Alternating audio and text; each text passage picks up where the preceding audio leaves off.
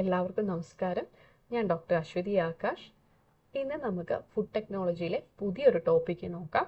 Tea ആണ് ഇന്ന് നമുക്ക് നോക്കാനായിട്ടുള്ളത്. അപ്പോൾ ടീ, കോഫി, അതുപോലെ കൊക്കോ, ഇവ മൂന്നിൽ നിന്നും നമുക്ക് ഏതെങ്കിലും ഒരു ക്വസ്റ്റ്യൻ തീർച്ചയായിട്ടും നമുക്ക് എക്സാമിന് എക്സ്പെക്റ്റ് ചെയ്യാവുന്നതാണ്. അപ്പോൾ അതുകൊണ്ട് തന്നെ നമുക്ക് ടീ വളരെ ഇമ്പോർട്ടൻ്റ് ആണ്. ഓക്കെ, ഇപ്പോൾ ടീ നമുക്ക് നോക്കാം. ടീ ഒരു ഇമ്പോർട്ടൻ്റ് ആയിട്ടുള്ള ഒരു ബിവറേജ് ആണ്. നമ്മൾ ഏറ്റവും കൂടുതൽ ആൾക്കാർ ഉപയോഗിക്കുന്ന ഒരു ബിവറേജ് ആണ് ടീ എന്നുള്ളത്. ടീ എടുക്കുന്നതെന്ന് വെച്ചിട്ടുണ്ടെങ്കിൽ കമീലിയ സൈനൻസിസ് എന്ന ചെടിയിൽ നിന്നാണ് ടീ ഉണ്ടാക്കുന്നത്. കമീലിയ സൈനൻസിസ് എന്ന് പറയുന്നത് ഒരു എവർഗ്രീൻ ഷ്രബോ അല്ലാന്നുണ്ടെങ്കിൽ ഒരു സ്മോൾ ട്രീയോ ആണ്. ഇത് നോർമലി കാണുന്നത് ഇന്ത്യ തൊട്ട് ചൈന വരെയുള്ള രാജ്യങ്ങളിലാണ്. ഓക്കെ, ഇതിന്റെ ബൊട്ടാണിക്കൽ നെയിമാണ് കമീലിയ സൈനൻസിസ് എന്ന് പറയുന്നത്. അതിന്റെ ഫാമിലി തീസിയ ഫാമിലിയാണ്. നമ്മൾ കൊമേഴ്ഷ്യലി രണ്ട് ടൈപ്പ് ടീ ആണ് നമ്മൾ വളർത്തുന്നത്. വിൽക്കാനായിട്ട് നമ്മൾ ടീ ഉൽപ്പാദിപ്പിക്കാനായിട്ട് രണ്ട് ടൈപ്പ് ടീ ആണ് ഉണ്ടാക്കുന്നത്. ഒന്ന് ഇന്ത്യൻ ടൈപ്പും ഒന്ന് ചൈന ടൈപ്പും. ഈ ഇന്ത്യൻ ടൈപ്പിൽ നിന്നുള്ള ഈൽഡ് അത് കൂടുതലാണ്. ചൈന ടൈപ്പിനെ അപേക്ഷിച്ച് നോക്കുമ്പോൾ ഇന്ത്യൻ ടൈപ്പിൽ നിന്നുള്ള ഈൽഡ് കൂടുതലാണ്. India, China, Sri Lanka, Japan, Kenya ഈ രാജ്യങ്ങളിലാണ് ഏറ്റവും കൂടുതൽ ടീ ഉൽപ്പാദിപ്പിക്കുന്നത്. ഇനി ഈ ടീയുടെ പ്രോസസ്സിങ്ങിനെ ബേസ് ചെയ്തുകൊണ്ട് നമ്മൾ മൂന്നായിട്ടാണ് ടീയെ ക്ലാസിഫൈ ചെയ്യുന്നത്. ഒന്ന് black tea, green tea, oolong tea. Black ടീയിൽ നമ്മൾ ഫെർമെൻറ്റേഷൻ നടക്കുന്നുണ്ട്, ഗ്രീൻ ടീയിൽ ഫെർമെൻറ്റേഷൻ ഇല്ല. ഒലോങ് ടീയിലാണെങ്കിൽ സെമി ഫെർമെൻറ്റേഷൻ ആണ് ഇവിടെ നടക്കുന്നത്. ഇന്ത്യയിലാണ് ഏറ്റവും കൂടുതൽ ബ്ലാക്ക് ടീ ഉണ്ടാക്കുന്നത്. അതുപോലെ ഗ്രീൻ ടീ ഏറ്റവും പ്രൊഡ്യൂസ് ചെയ്യുന്നത് ചൈനയാണ്. ഇനി FSSAയുടെ ടീയുടെ ഒരു ഡെഫിനിഷൻ പറയുന്നുണ്ട്. ഈ ഡെഫിനിഷനിൽ ഏറ്റവും ഇമ്പോർട്ടൻ്റ് ആയിട്ടുള്ള ഒരു കാര്യം എന്ന് പറഞ്ഞിട്ടുണ്ടെങ്കിൽ ടീ എന്ന് പറയുന്നത് കമീലിയ സൈനൻസിസ് എന്നാണ് എടുക്കുന്നതെന്ന് പറയുന്നു. അതുപോലെ തന്നെ ടീക്ക് അതിൽ ഉൾപ്പെടുത്താത്തത് ഒരു വെറൈറ്റി ടീ പറയുന്നുണ്ട്, അത് കാൻഗ്ര ടീ ആണ്. ഇതാണ് ഈ ഡെഫിനിഷനിലെ ഏറ്റവും ഇമ്പോർട്ടൻ്റ് ആയിട്ടുള്ള ഒരു പോയിന്റ്. ഓക്കെ, ഈ കാൻഗ്ര ടീയും ടീയുടെ ഒരു ടൈപ്പ് തന്നെയാണ്, കമീലിയ സൈനൻസിസിന് എടുക്കുന്ന ടീ തന്നെയാണ്. പക്ഷെ ഇതിന്റെ പ്രത്യേകത എന്ന് വെച്ചിട്ടുണ്ടെങ്കിൽ ഇത് ഉണ്ടാകുന്നതെന്ന് പറയുന്നത് കാൻഗ്ര ആൻഡ് മണ്ഡി വാലീസ് ആണ്. ഹിമാചൽ പ്രദേശിലെ കാൻഗ്രയിൽ മണ്ഡി വാലീസുമാണ് ഈ കാൻഗ്ര ടീ ഉണ്ടാകുന്നത്. അപ്പൊ ആ ഏരിയയുടെ പ്രത്യേകത കൊണ്ടാണ് ഇതിനെ കാൻഗ്ര ടീ എന്ന് പറയുന്നത്.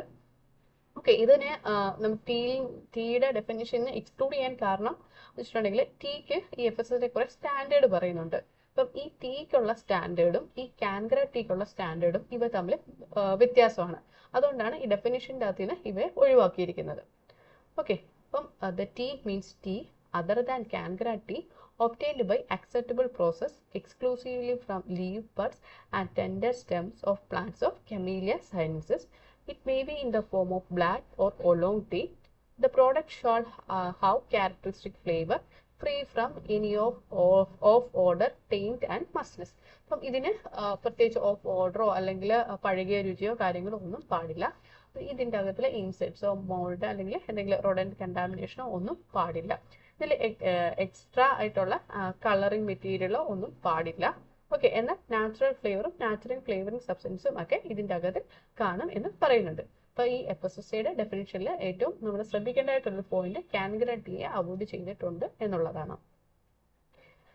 ഇനി കാൻഗ്ര ടീ എന്താണെന്നുള്ളത്. Kangra tea means tea derived exclusively from leaves, buds and tender stems of plants of Camellia sinensis or Camellia tea grown in Kangra and Mandi valleys of Himachal Pradesh. ആ സ്ഥലത്തിന്റെ പ്രത്യേകതയാണ് കാൻഗ്ര മണ്ഡി വാലീസിൽ ഉണ്ടാകുന്ന കമീലിയ സൈനൻസിസ് എന്നുള്ള ചെടിക്കാണ് നമുക്ക് Kangra tea ഉണ്ടാക്കുന്നത്. Okay, ഇനി നമുക്ക് ടീയുടെ compositions നോക്കാം. ഇപ്പം ടീയുടെ ഒരു ഫ്ലേവർ തരുന്നതെന്ന് വെച്ചിട്ടുണ്ടെങ്കിൽ പോളിഫിനോൾസ്, കഫീന് ആൻഡ് എസെൻഷ്യൽ ഓയിൽ ഇവ ചേർന്നിട്ടാണ്. ഇതിൽ പോളിഫിനോൾസ് 22.2 തൊട്ട് 30% വരെ പോളിഫിനോൾസ് ഉണ്ട്. കഫീൻ ആണെങ്കിൽ 4.3 തൊട്ട് 5%, പിന്നെ ബാക്കി എസെൻഷ്യൽ ഓയിൽ. അതുപോലെ തന്നെ ടീക്കകത്തിൽ കാരോട്ടിൻ ഉണ്ട്, വൈറ്റമിൻ ബി ഉണ്ട്, വൈറ്റമിൻ സി ഉണ്ട്. ഈ വൈറ്റമിൻ സി, ബ്ലാക്ക് ടീയിലുള്ള വൈറ്റമിൻ സി അതിൻ്റെ മാനുഫാക്ചറിങ് സമയത്ത് അത് നഷ്ടമാകുന്നുണ്ട്. ഓക്കെ, ഇനി ഏറ്റവും കൂടുതൽ കഫീന് ഈ ടീ ഉണ്ടാകുന്നതെന്ന് വെച്ചിട്ടുണ്ടെങ്കിൽ അതിൻ്റെ ഏറ്റവും മുകളിലുള്ള രണ്ട് ഇലയിലും അതുപോലെ അതിൻ്റെ ബഡിലുമാണ്. അതുകൊണ്ട് തന്നെ നമ്മൾ സാധാരണ രീതിയിൽ ടീ പ്ലക്ക് ചെയ്യുമ്പോൾ ഈ തേയില എടുക്കുമ്പോൾ അതിൻ്റെ ആ ചെടിയിലെ ഏറ്റവും മുകളിലത്തെ രണ്ട് ഇലയും അതിൻ്റെ ഒരു ബഡ് മാത്രമായിട്ടാണ് എടുക്കുന്നത്. Okay, the small quantities of compounds related to caffeine is theophylline, theobromine, xanthine and hypoxanthine. അപ്പം ഇതിലുള്ള കെഫീൻ പാർട്ട് വരുന്നത് തിയോഫൈലിന്, തിയോബ്രോമിന്, സാന്തൈൻ, ഹൈപ്പോസാന്തൈൻ ആണ്. ഓക്കെ, അതുപോലെ ടീയിലുള്ള പോളിഫിനോൾസ് ഏതൊക്കെയാണെന്ന് പറഞ്ഞു കഴിഞ്ഞാൽ കാറ്റക്കിൻ ആൻഡ് ഗാലോ കാറ്റക്കിൻസ് ആണ്. ഓക്കെ, അവ ഫെർമെൻറ്റേഷൻ നടക്കുന്നുണ്ട്. ബ്ലാക്ക് ടീയിലെ മാനുഫാക്ചറിങ് സമയത്ത് ഈ പോളിഫിനോൾസിന് ഫെർമെൻറ്റേഷൻ നടക്കുന്നുണ്ട്. ഈ പോളിഫിനോൾസ് ഉള്ളത് കൊണ്ട് തന്നെ നമുക്ക് ഒത്തിരി ബോഡിക്ക് ഒത്തിരി നല്ലതാണ്. അതായത് ഹാർട്ട് ഡിസീസിനെയൊക്കെ ഈ പോളിഫിനോൾസ് പ്രിവെൻറ്റ് ചെയ്യുന്നുണ്ട് എന്ന് സ്റ്റഡീസ് പറയുന്നുണ്ട്. ഇനി enzyme involve in fermentation are polyphenol oxidases. ഇപ്പം നമ്മൾ പറഞ്ഞു ഈ ടീക്കകത്തിൽ ഫെർമെൻറ്റേഷൻ നടക്കുന്നുണ്ടെന്ന് പറഞ്ഞു. ഓക്കെ, അതിൽ പോളിഫിനോൾസിന് ഫെർമെൻറ്റേഷൻ നടക്കുന്നുണ്ട്. ആ ഫെർമെൻറ്റേഷനെ സഹായിക്കുന്ന എൻസൈം എന്ന് പറയുന്നത് പോളിഫിനോൾ ഓക്സിഡേസ് എൻസൈം ആണ്. എന്നാൽ ഗ്രീൻ ടീക്കകത്ത് ഫെർമെൻറ്റേഷൻ നടക്കുന്നില്ല. ഇനി ടീയുടെ പ്രോസസ്സിങ് വളരെ ഇമ്പോർട്ടൻ്റ് ആണ്. അപ്പം നമുക്ക് എന്തൊക്കെയാണെന്ന് നോക്കാം. അപ്പോൾ ടീ പ്രോസസ്സിങ്ങിൽ നമ്മൾ സ്റ്റാർട്ട് ചെയ്യുന്നത് അതിൻ്റെ ഹാർവെസ്റ്റിംഗ് മുതലാണ്. പിന്നീട് വരുന്ന സ്റ്റെപ്സ് ആണ് withering, rolling, fermentation, drying. Okay, നമുക്ക് ടീയുടെ ഹാർവെസ്റ്റിംഗ് അല്ലെങ്കിൽ ടീ പ്ലക്ക് ചെയ്യുന്നത്. അപ്പം യൂഷ്വലി നമ്മൾ ടീ എടുക്കുന്നതെന്ന് വെച്ചിട്ടുണ്ടെങ്കിൽ നമ്മൾ കൈ കൊണ്ടാണ് എടുക്കുന്നത്. Maximum once in a week ആയിരിക്കും നോർമലി ടീ പ്ലക്ക് ചെയ്യുന്നത്. സാധാരണഗതിയിൽ ടീ എടുക്കുന്നതെന്ന് വെച്ചിട്ടുണ്ടെങ്കിൽ ഏറ്റവും മുകളിലത്തെ ടെർമിനൽ ബഡും 2 ടെർമിനൽ ലീവ്സും ആണ് എടുക്കുന്നത്. ഓരോ ഷൂട്ടിൻ്റെയും ഓരോ ഞെടുപ്പിൽ നിന്നും അതിൻ്റെ ഏറ്റവും മുകളിലുള്ള 2 ഇലയും അതിൻ്റെ ഒരു ബഡ് കൂടിയാണ് എടുക്കുന്നത്. എന്നാൽ ചില കേസിൽ 3 ലീവ്സും എടുക്കാറുണ്ട്. അപ്പം 3 ലീവ്സ് എടുക്കുമ്പോൾ ആ ഈൽഡ് കൂടുതലായിരിക്കും, പക്ഷേ അതിൻ്റെ ക്വാളിറ്റി കുറവായിരിക്കും. ഇനി അടുത്ത മെത്തേഡ് ആണ് വിതറിങ് എന്നുള്ളത്. ഓക്കെ, ഇതിൻ്റെ പ്രോസസ്സിങ്ങിൽ അടുത്ത സ്റ്റെപ്പ് എന്ന് പറഞ്ഞാൽ വിതറിങ് ആണ്. അപ്പോൾ നമുക്ക് ഈ പിക്ചറിൽ കാണാം ഇങ്ങനെ ടീ ലീവ്സ് ഇങ്ങനെ വാരി ഇങ്ങനെ വിതറിയിരിക്കുന്നത്. അപ്പം ജസ്റ്റ് ഒന്ന് ഓർക്കാൻ വേണ്ടി വിതറിങ് എന്നുള്ളത് ജസ്റ്റ് വെതറുക എന്ന് മലയാളത്തിലൊന്ന് ഓർത്ത് വെച്ചേക്കുക. അതാണ് ഈ ടീ ലീവ്സ് ഇങ്ങനെ വെതറി ഇടുന്നതിനാണ് നമ്മൾ വിതറിങ് എന്ന് പറയുന്നത്. ഓക്കെ, ഇത് ചെയ്യുന്നതെന്ന് വെച്ചിട്ടുണ്ടെങ്കിൽ ഇതിൻ്റെ വാട്ടർ കണ്ടന്റ് കുറയാൻ വേണ്ടിയിട്ടാണ്. Withering is done by spreading tea leaves thinly on racks or shelves to dry the leaves particularly. Generally, withering is allowed till water content in the leaf is lowered by about 40 to 80%. It is allowed to be there for 18 to 20 hours depending upon several factors like temperature and humidity of the air and size and the moisture content of the leaf. ഇപ്പം വിതറിങ്ങിൽ ഈ ടീയുടെ leaves ഇങ്ങനെ റാക്കുകളിൽ ഇങ്ങനെ spread ചെയ്തിട്ടിരിക്കും. ഇത് ചെയ്യുന്നതെന്ന് വെച്ചിട്ടുണ്ടെങ്കിൽ ഇതിൻ്റെ അകത്തിലുള്ള moisture content കുറയാൻ വേണ്ടിയിട്ടാണ്. ഒരു 40 തൊട്ട് 80% ഇതിൻ്റെ ഇന്നുള്ള മോയ്സ്ചർ കണ്ടന്റ് കുറയാൻ വേണ്ടിയിട്ടാണ്. അതായത് ഇല ഒന്ന് വാടാൻ വേണ്ടിയിട്ടാണ് ഇങ്ങനെ ചെയ്യുന്നത്. ഓക്കെ, ഇപ്പോൾ ഒരു 18 to 20 hours ഇങ്ങനെ കീപ്പ് ചെയ്യുന്നത്. ഇനി മെക്കാനൈസ്ഡ് സിസ്റ്റം ഓഫ് വിതറിങ് എന്ന് പറയുന്നത് drum withering, truck withering, tunnel withering, ഇങ്ങനത്തെ പല ടൈപ്സ് പറയുന്നുണ്ട്. അപ്പം ആദ്യത്തെ സ്റ്റെപ്പ് എന്ന് പറയുന്നത് വിതറിങ് ആണ്. വിതറിങ് എന്ന് പറയുമ്പോൾ ഇല ഇങ്ങനെ വാടാൻ വേണ്ടി ഇടുന്നതാണ് വിതറിങ് എന്ന് പറയുന്നത്. ഇനി അടുത്ത സ്റ്റെപ്പ് എന്ന് പറയുന്നത് റോളിംഗ് ആണ്. ഓക്കെ, റോളിംഗ് എന്ന് പറഞ്ഞു കഴിഞ്ഞാൽ നമ്മളിപ്പം ഇല അവിടെ വിതറിങ് ചെയ്തപ്പോഴത്തേക്ക് ഇല ഒന്ന് വാടിയിട്ടുണ്ട്. ഈ വാടിയ ഇല നമ്മുടെ ഒന്നുകിൽ കൈയുടെ ഇടയിൽ വെച്ചോ അല്ലെങ്കിൽ മെഷീൻ്റെ ഇടയിൽ വെച്ചിട്ടോ ഈ ഇലയെ നല്ല രീതിയിൽ ഉരുട്ടിയെടുക്കും. അപ്പോൾ ഈ ഉരുട്ടിയെടുക്കുമ്പോഴത്തേക്ക് ഇതിൻ്റെ അകത്തിലുള്ള ഇപ്പം ആ ലീവ്സ് മുറിയുകയും അതിൻ്റെ അകത്തിലുള്ള ജ്യൂസ് പുറത്ത് വന്നിട്ട് ഈ ലീഫിനെ തന്നെ കോട്ട് ചെയ്യുകയും ചെയ്യുന്നു. ഇതിനാണ് നമ്മൾ റോളിങ് തൊട്ട് ഉദ്ദേശിക്കുന്നത്. അപ്പോൾ എന്താണെന്ന് വെച്ചിട്ടുണ്ടെങ്കിൽ ഇങ്ങനെ ചെയ്യുമ്പോഴത്തേക്ക് അപ്പോൾ ഇതിൻ്റെ അകത്തിലുള്ള ഈ ജ്യൂസ് പുറത്ത് വരുമ്പോഴത്തേക്ക് അത് ഇനിയും അടുത്ത സ്റ്റെപ്പായിട്ടുള്ള ഫെർമെൻറ്റേഷൻ നല്ല രീതിയിൽ നടക്കാനായിട്ട് സഹായിക്കും. ഇതാണ് റോളിംഗ് എന്ന് പറയുന്നത്. ഓക്കെ, റോളിംഗ് 2 വിധത്തിലായിട്ടാണ് ഉള്ളത്. ഓർത്തഡോക്സ് മെത്തേഡും ഉണ്ട്, CTC മെത്തേഡും ഉണ്ട്. Okay, orthodox and CTC method is done to roll the tea leaves. The main purpose of rolling tea leaves is to damage the cell walls. Tea leaves are twisted and pressed in order to extract the juice that are held inside. The goal is to distribute the moisture evenly on outside of the leaf. This exposes enzymes to the air and chemical reactions needed for fermentation commences. അപ്പം നല്ല രീതിയിൽ ഇത് ഇല ഉരുട്ടുമ്പോഴത്തേക്ക് ഇതിൻ്റെ ഉള്ളിലുള്ള juice പുറത്ത് വന്ന് ആ ഇലയെ തന്നെ കോട്ട് ചെയ്യും. അപ്പം അതുവഴി പിന്നീട് ഫെർമെൻറ്റേഷൻ നടക്കാൻ അത് സഹായിക്കുന്നു. ഇനി ഉള്ള അതിൻ്റെ ടൈപ്സ് ആണ് ഓർത്തഡോക്സ് മെത്തേഡ്, CTC മെത്തേഡ്. ഈ ഓർത്തഡോക്സ് മെത്തേഡിൽ ഈ പിക്ചറിൽ കാണുന്ന പോലെ തന്നെ ഒന്നെങ്കിൽ രണ്ട് കൈയുടെ ഇടയിൽ വെച്ചിട്ട് ഉരുട്ടിയെടുക്കുന്നു, അല്ലാന്നുണ്ടെങ്കിൽ ടേബിളിൻ്റെ പുറത്ത് വെച്ചിട്ട് ഒരു കൈ കൊണ്ട് അതിനെ ഉരുട്ടിയെടുക്കുന്നു. ഇതാണ് ഓർത്തഡോക്സ് മെത്തേഡ്. ഇനി CTC മെത്തേഡ്. CTC മെത്തേഡ് എന്ന് പറയുമ്പോൾ ഒരു റോളറിൻ്റെ സഹായത്തോടു കൂടിയിട്ട് രണ്ട് സെറേറ്റഡ് ആയിട്ടുള്ള മെറ്റൽ റോളേഴ്സ് ഇങ്ങനെ വെച്ചിട്ടുണ്ട്. ഇതിൻ്റെ ഇടയിൽ വെച്ചിട്ട് ഈ ഇലയെ ഇങ്ങനെ ഉരുട്ടിയെടുക്കുന്നു. ഇതാണ് CTC മെത്തേഡ് എന്ന് പറയുന്നത്. അപ്പോൾ വേണമെന്നുണ്ടെങ്കിൽ അതെന്താണെന്ന് ചോദിക്കുക. CTC മെത്തേഡ് എന്ന് പറയുന്നത് crush, tear and curl method ആണ്. Crush, tear and curl method. Full form just ഒന്ന് ഓർത്തു വെക്കുക. അപ്പം ഈ CTC മെത്തേഡിൻ്റെ അഡ്വാൻറ്റേജ് എന്ന് പറയുന്നത് ഇവിടെ പെട്ടെന്ന് തന്നെ കാര്യങ്ങൾ ഇവിടെ നടക്കുന്നുണ്ട്. അതുപോലെ തന്നെ ഫെർമെൻറ്റേഷനും ഇവിടെ ഫാസ്റ്റായിട്ട് നടക്കുന്നുണ്ട്. ഇനി അടുത്ത പ്രോസസ്സിംഗ് ആണ് fermentation.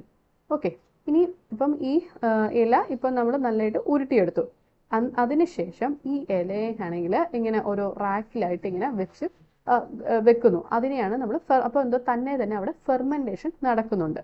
The rolled leaf mass is placed on floor in thin layers at room temperature and with increased humidity. ഇപ്പം അവിടെ നിന്ന് വെച്ചിട്ടുണ്ടെങ്കിൽ റൂം ടെമ്പറേച്ചർ ആയിരിക്കും, പക്ഷേ എന്നാൽ ഈർപ്പം അവിടെ കൂടുതലായിരിക്കും.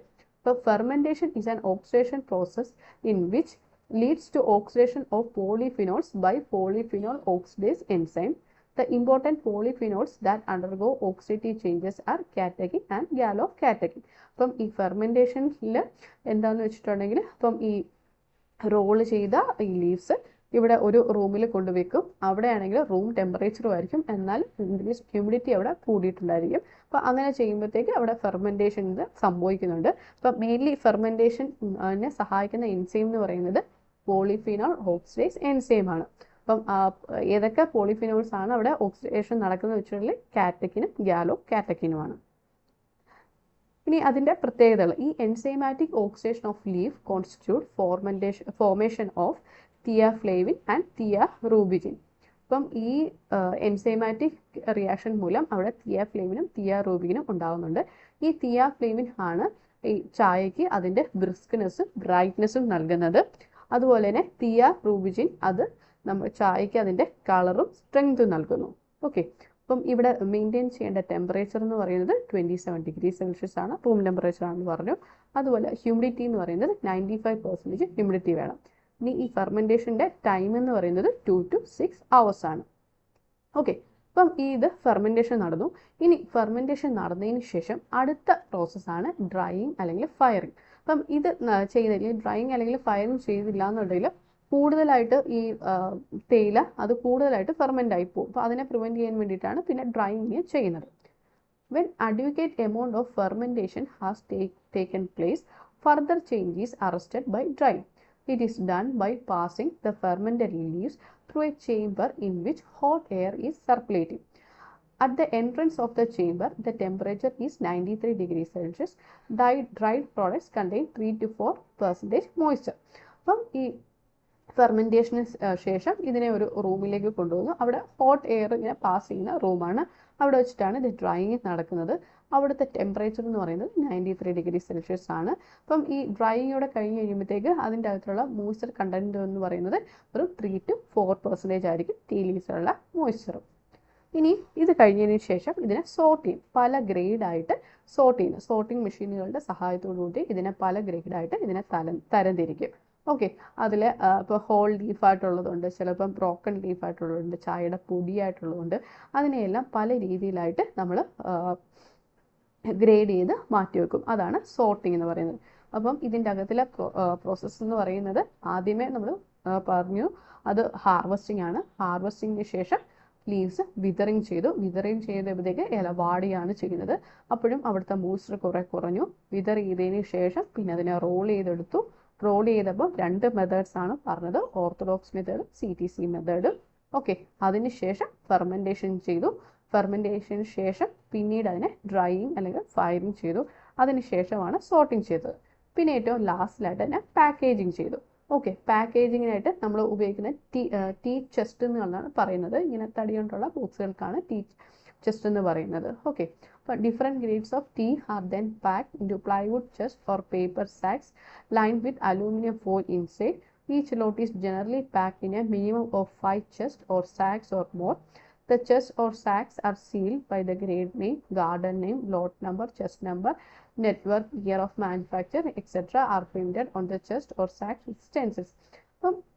അപ്പോൾ ഇതിനെല്ലാം സോർട്ടിംഗ് എല്ലാം ചെയ്തതിന് ശേഷം ഇതിനെ പല തടിയുടെ പ്ലൈവുഡിൻ്റെ ചെസ്റ്റിലേക്ക് മാറ്റുന്നു. അതിൽ അതിൻ്റെ മാനുഫാക്ചറിങ് ഡേറ്റും അതിൻ്റെ ഗാർഡനും അതിൻ്റെ ചെസ്റ്റ് നമ്പറും കാര്യങ്ങളും എല്ലാം കൊടുത്തിട്ടുണ്ടായിരിക്കും. ഓക്കെ, ഇത്രയാണ് ടീയുടെ പ്രോസസ്സിങ്. ഇനി കൊമേഴ്ഷ്യലി നമ്മൾ ടീ 3 ഫോമിലായിട്ടാണ് അവൈലബിൾ എന്ന് പറഞ്ഞു. ഇപ്പോൾ black tea, green tea, oolong tea. The 3 forms of tea differ only in the method of processing of the leaves. അപ്പം ഇവ 3ഉം നമ്മുടെ കമീലിയ സൈനൻസിസും തന്നെയാണ് എടുക്കുന്നത്. പക്ഷേ അതിൻ്റെ വ്യത്യാസം എന്ന് പറയുന്നത് അതിൻ്റെ പ്രോസസ്സിങ്ങിലുള്ള വ്യത്യാസമാണ്. അപ്പം നമ്മൾ ഇപ്പോൾ പറഞ്ഞത് ബ്ലാക്ക് ടീയുടെ പ്രോസസ്സിംഗ് ആണ്. ഇനി നമുക്ക് ഗ്രീൻ ടീ നോക്കാം. ഓക്കെ, ഗ്രീൻ ടീയും ബ്ലാക്ക് ടീയും തമ്മിലുള്ള വ്യത്യാസം എന്ന് പറഞ്ഞിട്ടുണ്ടെങ്കിൽ ഈ ഗ്രീൻ ടീയിൽ വിതറിങ്ങും അതുപോലെ ഫെർമെൻറ്റേഷൻ സ്റ്റെപ്പും അവിടെ നടക്കുന്നില്ല. ഓക്കെ, അപ്പം ഇവിടെ എന്താണ് ചെയ്യുന്നത് വെച്ചിട്ടുണ്ടെങ്കിൽ ലീവ്സിനെ ആദ്യമേ ഹീറ്റ് ചെയ്തതിന് ശേഷം ഇപ്പം നമ്മുടെ വിതറിങ് അവിടെ നടത്തുന്നില്ല. വിതറിങ്ങിന് പകരമായിട്ടാണ് ഇവിടെ ഹീറ്റിംഗ് നടത്തിയത്. അതിനുശേഷം റോൾ ചെയ്യുന്നു, പിന്നെ അത് ഡ്രൈ ചെയ്യുന്നു. Okay, the heat treatment consist of pan frying or steaming to inactivate the enzymes. അപ്പോൾ ഹീറ്റ് ട്രീറ്റ്മെൻറ്റിൽ നമ്മൾ നോർമലി ചെയ്യുന്ന ഒന്നുകിൽ പാനിൽ ഫ്രൈ ചെയ്യുന്നു അല്ലെങ്കിൽ സ്റ്റീം ചെയ്യുന്നു. അപ്പോൾ സ്റ്റീം ചെയ്യുമ്പോഴത്തേക്ക് എന്താണ് അവിടുത്തെ എൻസൈംസ് എല്ലാം ഇനാക്ടിവേറ്റ് ആകുന്നു. അതിനുശേഷമാണ് പിന്നീട് നമ്മൾ ബാക്കി സ്റ്റെപ്സ് ആയിട്ടുള്ള റോളിങ്ങും ഡ്രൈയിങ്ങും എല്ലാം ചെയ്യുന്നത്. The aroma, flavour and colour of green tea are different from that of black tea. Green tea is light yellow beverage when brewed correctly. ഇതിൻ്റെ അകത്തിലേക്ക് ഗ്രീൻ ടീയിലേക്ക് ബ്രൂവിംഗ് എന്ന് പറഞ്ഞാൽ ചൂടുവെള്ളം ഒഴിക്കുകയാണ്. ടീയിലേക്ക് ചൂടുവെള്ളം ഒഴിച്ചു കഴിയുമ്പോഴത്തേക്ക് അതിനൊരു ലൈറ്റ് യെല്ലോ കളറാണ്. അപ്പോൾ ഈ ഗ്രീൻ ടീക്ക് അതിൽ ധാരാളം ആൻറ്റി ഓക്സിഡൻസ് ഉണ്ട്. Okay, the main antioxidant in green tea is catechins, which comprises of 4 major epicatechins derivatives, mainly epicatechin, epigallocatechin, epicatechin gallate, epigallocatechin gallate. അപ്പം ഇവയെല്ലാം ആണ് ടീയിലുള്ള മെയിൻ ആൻറ്റി ഓക്സിഡൻസ്. ഈ EGCG എന്നൊക്കെയുള്ളത് എപ്പിഗാലോകാറ്റക്കിൻ ഗാലേറ്റ്. ഇതൊക്കെ FSSA എക്സാംസിന് ഇങ്ങനെ ചോദിച്ചിട്ടുള്ളതാണ് അതിൻ്റെ ഫുൾ ഫോംസ് ഒക്കെ. ഇപ്പം ജസ്റ്റ് അതൊന്ന് നോക്കി വെക്കുക. ഇനി അടുത്തതാണ് ഉലോങ് ടീ. അപ്പം ഉലോങ് ടീയിലാണെങ്കിൽ ഇതിൻ്റെ പ്രത്യേകത എന്ന് വെച്ചിട്ടുണ്ടെങ്കിൽ ഇത് നമ്മുടെ ബ്ലാക്ക് ടീയുടെയും ഗ്രീൻ ടീയുടെയും ഇടയിലായിട്ട് നിൽക്കും. അതായത് ഇതിൻ്റെ അകത്തിൽ വിതറിങ്ങും ഫെർമെൻറ്റേഷനും ചെറിയ രീതിയിൽ ചെയ്യുന്നുണ്ട്. ഓക്കെ, അപ്പം ഇതിൻ്റെ കളർ കൊണ്ടോ നമ്മുടെ ബ്ലാക്ക് ടീയും അല്ല എന്നാൽ ഗ്രീൻ ടീയും അല്ല, ഇതിൻ്റെ ഒരു നടുക്കായിട്ട് നിൽക്കും.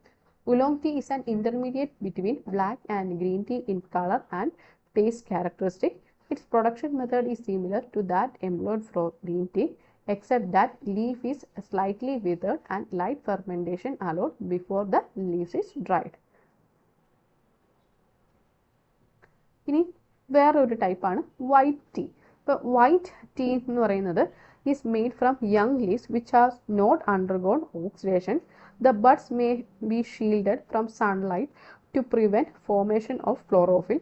White tea is produced in lesser quantities than most of the other teas. അപ്പം ഇവിടെയാണെങ്കിൽ ടീ പ്ലാന്റേഷൻസിൽ ഈ ഇലകളിൽ അധികം സൺലൈറ്റ് അടിപ്പിക്കാതെ ശ്രദ്ധിക്കും. അതുകൊണ്ടാണ് വൈറ്റ് ടീ എന്ന് പറയുന്നത്.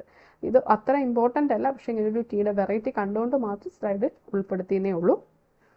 ഇനി കുകിച്ച ഇമ്പോർട്ടൻ്റ് ആണ്. കുകിച്ചയുടെ വേറെ പേരാണ് വിൻ്റർ ടീ അല്ലെങ്കിൽ ട്വിഗ് ടീ അല്ലെങ്കിൽ ബോച്ച എന്നൊക്കെയുള്ളത്.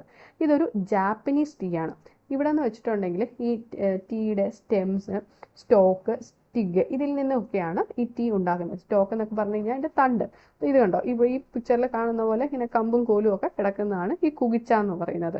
Okay, it is available as green tea or in more oxidise processing.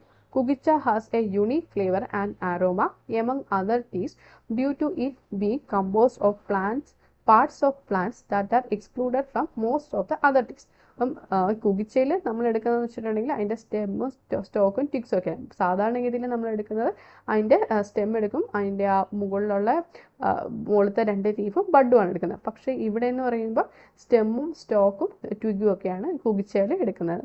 അതുകൊണ്ട് തന്നെ ഇതിൻ്റെ ഫ്ലേവറിന് വ്യത്യാസമുണ്ട്. ഓക്കെ, ഇത് നമ്മുടെ മാക്രോബയോട്ടിക് ഡയറ്റിൻ്റെ ഒരു ഭാഗമാണ്. മാക്രോബയോട്ടിക് ഡയറ്റ് എന്ന് പറഞ്ഞു കഴിഞ്ഞാൽ ഒരു ഹൈ ഫൈബർ ഉപയോഗിക്കുന്ന ഒരു ഹൈ കോംപ്ലക്സ് ആയിട്ടുള്ള ഒരു കാർബോഹൈഡ്രേറ്റ് ലോ ഫാറ്റ് ഡയറ്റാണ് ഈ മാക്രോബയോട്ടിക് ഡയറ്റ്. ഈ മാക്രോബയോട്ടിക് ഡയറ്റിൻ്റെ ഒരു ഭാഗമാണ് പുകിച്ച എന്ന് പറയുന്നത്. ഓക്കെ, ഇതിൻ്റെ അകത്തിൽ ഹൈ ഒരു Kugicha is one of the preferred teas of the macrobiotic diet due to its alkalizing property and high calcium diet. Okay. ഇനി കുറച്ച് പോയിന്റ്സ് ആണ്. ടീ ബോർഡ് നമ്മുടെ മിനിസ്ട്രി ഓഫ് കൊമേഴ്സിലാണ് വരുന്നത്. Tea contains significant amount of vitamin E and vitamin K. Vitamin C is present in green tea, but only traces of it is found in black tea. അപ്പം vitamin ഇയും vitamin കെയും ടീയിലകത്തുണ്ട്, എന്നാൽ vitamin C green ടീയിലുണ്ട്, പക്ഷേ എന്നാൽ black ടീയിൽ വളരെ കുറച്ചേ കാണത്തുള്ളൂ. The most important biochemical change that occur in green tea is during steaming, while inactivation of enzyme polyphenol oxidase take place so that catechins are unoxidized, preserving the green color of the leaf. അപ്പം ഏറ്റവും ഈ green ടീക്കകത്തിലെ main process എന്ന് പറയുന്നത് ആ steaming ആണ്. സ്റ്റീമിങ്ങിൽ അവിടെയാണെങ്കിൽ ആ enzyme polyphenol ഓക്സിഡേസിൻ്റെ inactivation നടക്കുന്നു. അതുകൊണ്ട് തന്നെ നമുക്ക് ആ ഗ്രീൻ കളർ അവിടെ മെയിൻറ്റെയിൻ ചെയ്യാൻ പറ്റും. Okay, in black tea fermentation is a most important stage where aroma and taste is produce. എന്നാൽ ബ്ലാക്ക് ടീയിൽ ഏറ്റവും ഇമ്പോർട്ടൻ്റ് ആയിട്ടുള്ള ആ പ്രോസസ്സ് എന്ന് പറയുന്നത് ആ ഫെർമെൻറ്റേഷനാണ്. ഫെർമെൻറ്റേഷനിലാണ് നമുക്ക് അതിൻ്റെ ആരോമയും ടേസ്റ്റും കിട്ടുന്നത്. ഓക്കെ, ഇത്രയുമായിരുന്നു നമുക്ക് ടീയെ കുറിച്ച് പറയാനുണ്ടായിരുന്നത്. നിങ്ങൾ ടീയെക്കുറിച്ചുള്ള മാക്സിമം ക്വസ്റ്റ്യൻസും വർക്കൗട്ട് ചെയ്യണം. നമുക്ക് എന്തായാലും ടീ, കോഫി അല്ലെങ്കിൽ കൊക്കോയിൽ നിന്ന് ഒരു ക്വസ്റ്റ്യൻ നമുക്ക് തീർച്ചയായിട്ടും പ്രതീക്ഷിക്കാവുന്നതാണ്. ഓക്കെ.